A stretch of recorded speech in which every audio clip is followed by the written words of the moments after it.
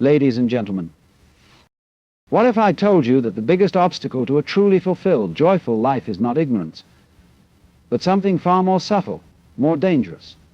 I'm talking about stupidity, not the kind that comes from lacking knowledge, but the kind that arises from being blind to the reality around us, from clinging to outdated beliefs, and from reacting to life out of sheer habit. You see, stupidity is not a lack of intelligence, it's the refusal to see clearly. It's living in the fog of unconscious thought, where we repeat the same patterns of behavior and thought without ever questioning them. It's believing we know something when, in fact, we only know part of the story, or worse, nothing at all. But here's the catch. We are all, to some extent, trapped in this stupidity. We make decisions based on assumptions, we live by old scripts written by others, and we cling to identities and desires that aren't even ours. So why does this matter? Why should you care about this talk? Because stupidity isn't just about being wrong, it's about missing life itself. It's about missing the opportunity to be fully alive, to truly understand yourself, to experience the beauty of the present moment. And if you don't question the way you're living, if you don't break free from the chains of your own mind, you'll continue to live a life half-lived, one that passes you by while you remain locked in patterns of unconscious thinking. But here's the good news. You don't have to stay stuck. Stupidity, as commonly understood, is often equated with ignorance or a lack of intelligence. We think of a person who doesn't know the facts, who has failed to grasp the intricacies of a particular subject or situation. But this view of stupidity is far too narrow, and it misses something profound about the human condition. True stupidity is not merely about not knowing something. It's about a refusal to see beyond the surface, beyond the beliefs and assumptions we cling to, and beyond the habits that shape our thinking. It's a deeper, more insidious kind of ignorance, a blindness to the truth of what is happening around us and inside of us. Take a moment and think about your day-to-day life. How often do you walk through the motions, reacting automatically to situations and people without truly considering your actions or the circumstances you're responding to? How often do you operate on autopilot, following routines and assumptions without ever questioning them? This, my friends, is the very essence of stupidity. It's not that you don't know facts, but that you fail to see how your thoughts, feelings, and actions are often dictated by outdated conditioning, unexamined beliefs, or unconscious patterns of behavior. Now, this isn't to say that ignorance doesn't play a role in our lives, of course it does. But the real danger lies in believing we know something when, in fact, we do not. This is where most of us get trapped. We become confident in our limited understanding, believing that our perspective is the truth, and we cling to that belief even when it's inadequate or flawed. And in doing so, we stop growing. We stop questioning. We stop searching for the deeper, richer truths of life. The most dangerous kind of stupidity, then, is not the ignorance of facts, but the arrogance of thinking we know it all. The mind, in its restless pursuit of certainty, often constructs a worldview, a set of beliefs, values, and opinions that it holds to be absolute. It doesn't matter if these beliefs are based on experience, logic, or tradition. Once we adopt them, we become convinced that they are the final word on the matter. We cease to be open to new information, to new experiences, or to different viewpoints. We become trapped in the narrow confines of our own mind. This is where the real danger lies. Stupidity thrives in the comfort of certainty. We build walls around our thinking, walls that prevent us from seeing beyond our own narrow perspective.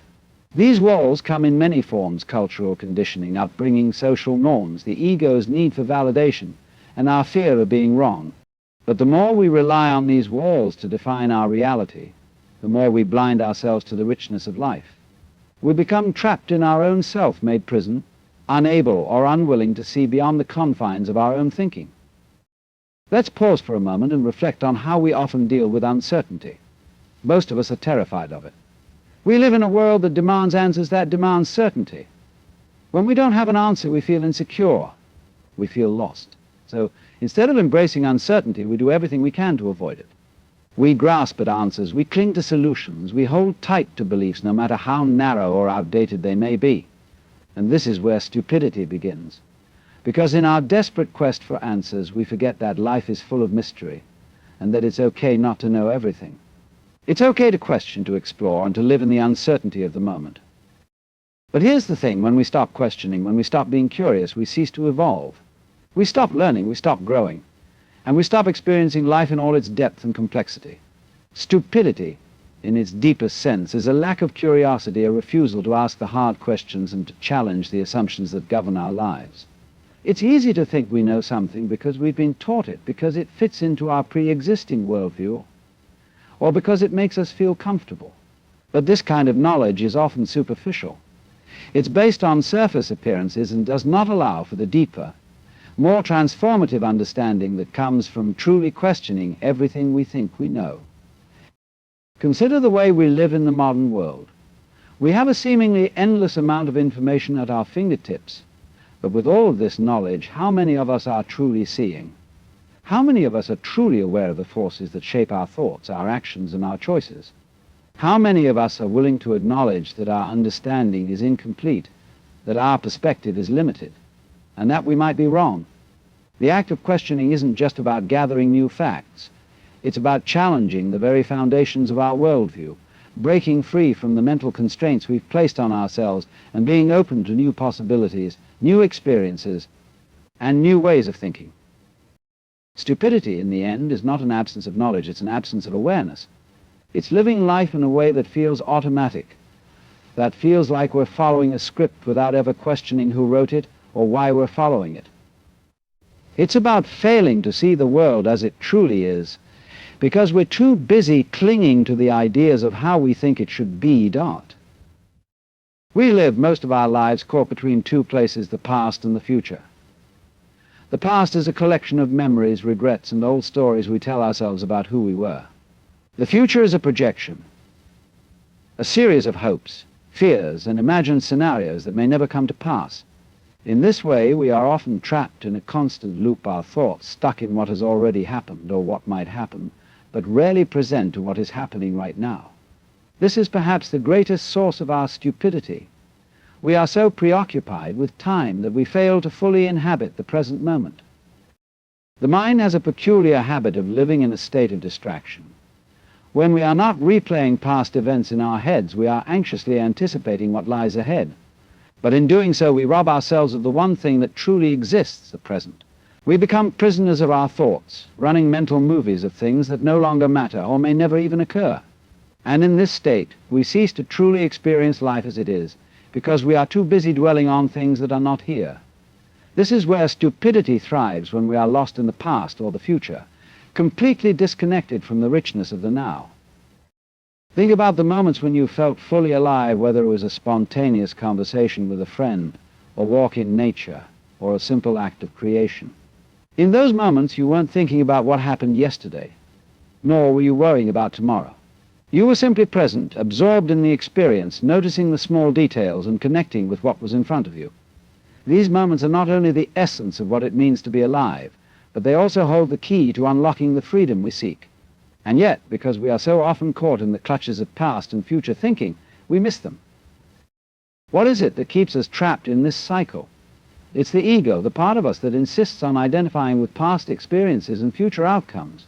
The ego is obsessed with narrative. It loves to tell stories about who we were, what we've done, and what we're going to achieve. But the problem is that the ego doesn't live in the present. It lives in a story, in a timeline that doesn't actually exist outside of our heads. By focusing on past achievements or future goals, we become more attached to the narrative than to the present reality. This is what creates a disconnect from life itself. Furthermore, our fear of uncertainty is another reason we avoid the present. The mind craves predictability, it craves control, and it resists ambiguity. The future seems like a place where we can project our desires, our fears, and our need for certainty. We cling to future outcomes because they offer us a sense of security, even if that security is only an illusion. The reality, however, is that the future does not exist. It's a series of hypothetical events that have yet to unfold, and yet we allow it to dominate our thoughts and our lives. The same goes for the past. We often cling to our memories, whether they are memories of success or failure, because they give us a sense of identity. We identify with our past in a way that prevents us from fully engaging with the present moment. We dwell on past regrets, mistakes, or missed opportunities, as though somehow reliving these moments will bring us some form of closure or relief. But it doesn't. The past is gone. It no longer exists. And as long as we allow it to dominate our consciousness, we remain in a state of mental captivity. This fixation on past and future creates a pervasive sense of disconnection. We are disconnected from the present, from ourselves and from others.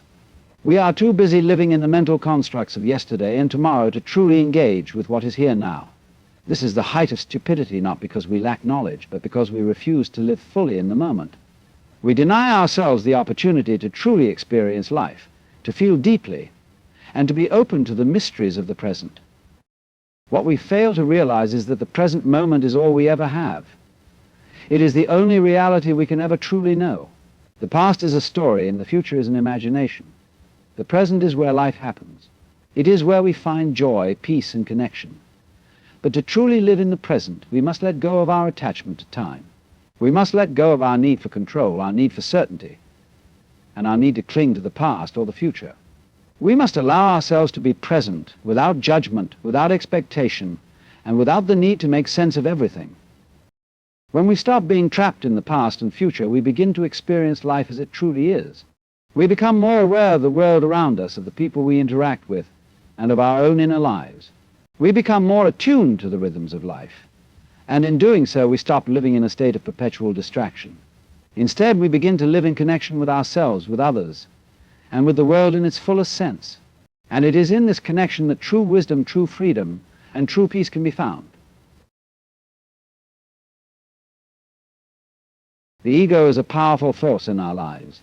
It shapes the way we see ourselves, the way we relate to others, and the way we interact with the world around us. At its core, the ego is driven by one thing: the need to assert itself, to defend its sense of identity, and to protect its sense of control. The ego wants to be in charge, to be right, to be validated, and most of all, it fears being wrong or vulnerable. It is this fear that often leads to the greatest mistakes, the most destructive patterns of behavior, and the deepest forms of stupidity. The ego, in its essence, is an illusion. It is not a fixed entity, but a constantly changing set of thoughts, beliefs, and memories that we identify with. It is a bundle of assumptions about who we are, how we should be, and how we should interact with the world. Yet, despite its ever-changing nature, we cling to it as though it is the most important part of us. The ego gives us a sense of security, a sense of self, and a sense of control. But the more we identify with the ego, the more we lose touch with who we truly are. One of the primary functions of the ego is to protect itself from perceived threats. It does this by building walls, by defending itself against criticism, and by creating a story of who we are that is constantly reinforced. We defend our beliefs, our choices, and our actions, not because they are inherently right or wrong, but because they are extensions of the ego. When someone challenges our views, when someone questions our actions, the ego perceives it as an attack on its very existence. The need to defend the ego becomes so strong that we will often engage in self-deception, making ourselves believe that we are always right, that our beliefs are unquestionable, and that any challenge to them is a threat to our identity. This is where stupidity begins, because when we are driven by the need to defend the ego, we stop seeing the world clearly. We stop listening to others, we stop considering alternative viewpoints, and we stop being open to new information. Instead of engaging with reality, we become wrapped up in the stories that the ego tells us. We become convinced that we are always right, that our version of events is the only valid one, and that anyone who disagrees with us is either misinformed or misguided. In this state, we close ourselves off to growth and understanding. We become entrenched in our own beliefs, and this mental rigidity prevents us from seeing beyond the limited confines of our ego. The ego thrives on validation. It craves approval, admiration, and praise. It feeds on the recognition of others, seeking affirmation for its identity and its sense of importance. This is why we are often so reluctant to admit that we are wrong. Admitting we are wrong would be a blow to the ego. It would challenge the identity we have carefully constructed for ourselves. So, instead of embracing the possibility of being wrong, we continue to defend our position, even when it is flawed, even when it is damaging. We protect the ego's fragile sense of self, even at the cost of truth.